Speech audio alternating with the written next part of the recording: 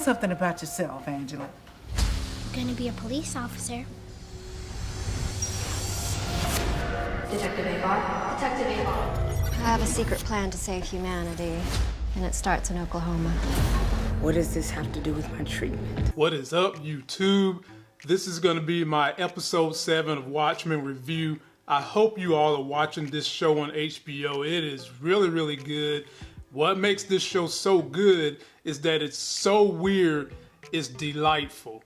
And if you really enjoy watching the mesh between superheroes and real life with great acting, this is the show for you. And it stars my home girl from 227. And we'll go ahead and jump right on into the review. If you're finding me for the first time, please subscribe to the channel. If you enjoy buying merchandise from YouTubers, I'm selling the American Heroes t-shirt with Rosa Parks. Follow me on all my social media, just in the event I get missing from YouTube in the future. I'll break my review down by the character. First, let's start with Lady True, who is a very weird character all by herself.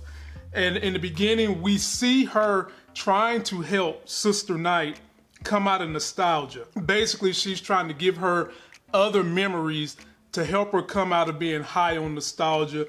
Lady True actually is the one who invented nostalgia, and they did a video for her saying how she felt like it failed humanity and it was preventing people from going forward and evolving. That has a lot to do with that huge clock she's building, because throughout the story you hear her going back and forth with Angela about that clock. Angela wants to know, what is that clock gonna do? I'm assuming that clock has something to do with possibly wiping people's minds when Dr. Manhattan pops up and helping people re-evolve their brains. Throughout the episode, something weird that happened, we find out that her daughter is really her mom in the weirdest way possible, and she wants her mom to be there to see what happens when she launches that clock. And throughout this whole episode, there was a scene where she was bantering back and forth with Sister Night, saying that I know you know who Dr. Manhattan is, and he's been in Oklahoma the whole time. This is the center of where things are gonna happen. And in the end, I'll come back to it later, we do find out who Dr. Manhattan is. Next character we're gonna go over is Lori, the new head of the police, who we've been trying to figure out, is she really trying to help Angela or is she against Angela? And this episode, I think, lets you know that she is there to help Angela. She's the one who delivered Angela to Lady True's. And while Angela is there, Lori's doing some more investigating, and she goes to the chief's wife. And she tells the chief about this long, elaborate plot that was going on with the group called Cyclops. And right there, in a very funny pun, the wife was like, oh yeah, I knew about that. Hell yeah, I know. And then she tries to hit an old zapper that's supposed to drop Lori down below her house. And it took a while for it to work, which was kind of funny. Then it eventually did work. And then she falls down there with the senator and realizes that the 7th Cavalry is making plans to somehow or another apprehend Dr. Manhattan and attempt to become their own versions of a god. So she did her job in uncovering the plot that was going on, and it comes out that she was right. Now we'll go on to that crazy Ozymandias, which I can't figure out where are they going with him, what is going to be his story. But throughout this whole episode, he's on trial, and it's really funny because I was paying attention and I said to my wife, he's on trial with all these people that he cloned. And they got the trial set up like it's a real O.J. Simpson style trial. He's got someone that's making an argument against him, and you have some guy sitting up there that's supposed to be the judge that's got one of those wigs on from the George Washington era. And at the end, they say, we're gonna have this trial be a trial by your peers. And what do? They bring in little pigs. And that was kind of like a funny pun relief, that this guy is so low down, he stoops to the level of pigs. The thing I just can't figure out is, what is he gonna do? Is someone coming to save him? Is he gonna bust out on his own?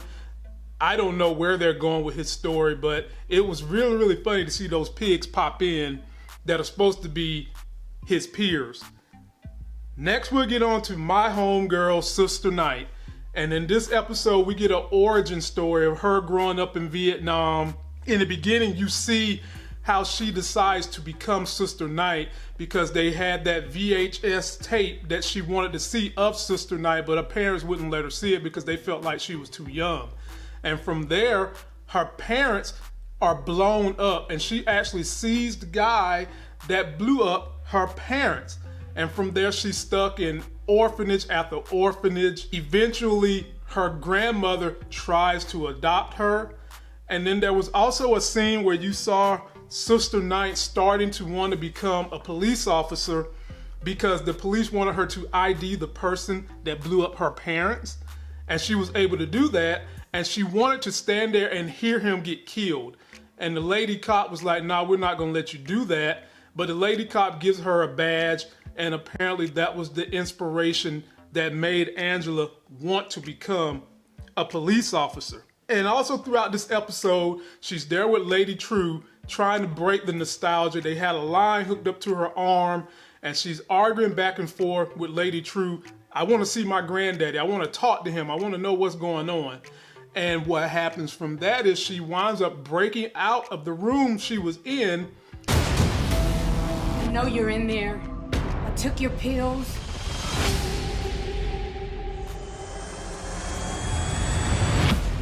To go into a room to see what that line was connected to, and it wasn't her granddad.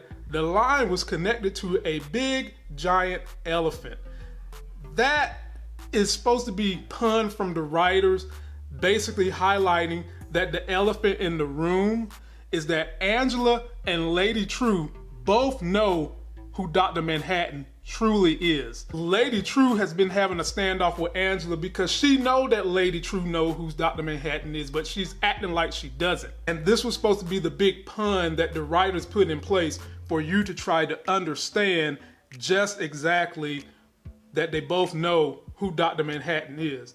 And last but not least, Dr. Manhattan himself. They go through his origin story at the very beginning of the episode where they show the kid in the very beginning. That was Dr. Manhattan.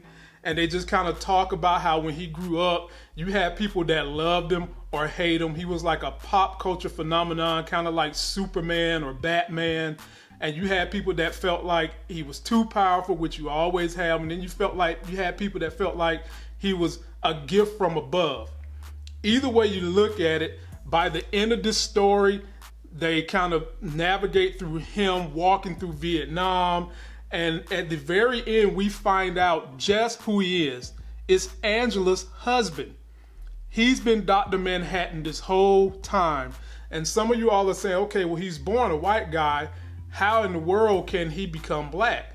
Angela's granddad told y'all a couple of episodes ago that he can actually change his skin color. And that's what he did. Apparently he met Angela in Vietnam, fell in love with her, and didn't want to be bothered by other people if they knew he was Dr. Manhattan in his true form. So he takes on the form of an African American. He falls in love with Angela, and he puts this chip device in his brain to suppress his powers. And now that Angela has got that chip out of him and he's about to reveal his powers, you just have questions about where is he going to go, because the 7th Cavalry wants to take his powers and kill him, but we know that's probably not going to happen. And we also want to know, how is he going to be correlated to Ozymandias? So leave me all your comments. Are you really enjoying this show? I know I am. I hear a lot of people out there trying to hate on it, and I think they've done a really, really good job of spinning this story. Regina King's knocking it out the park. Lou Gossip is knocking it out the park. Everybody on this show is doing a great job. The storyline has been weird but very good, and HBO's got them another hit. That's gonna do it for this video. Don't forget to like my video. Please comment, subscribe. Go get yourself that life game. Be sure to follow me on all my social media links. Check out the Rosa Parks American Hero t-shirt. And until that next Sexy as Hell video, I'll see you.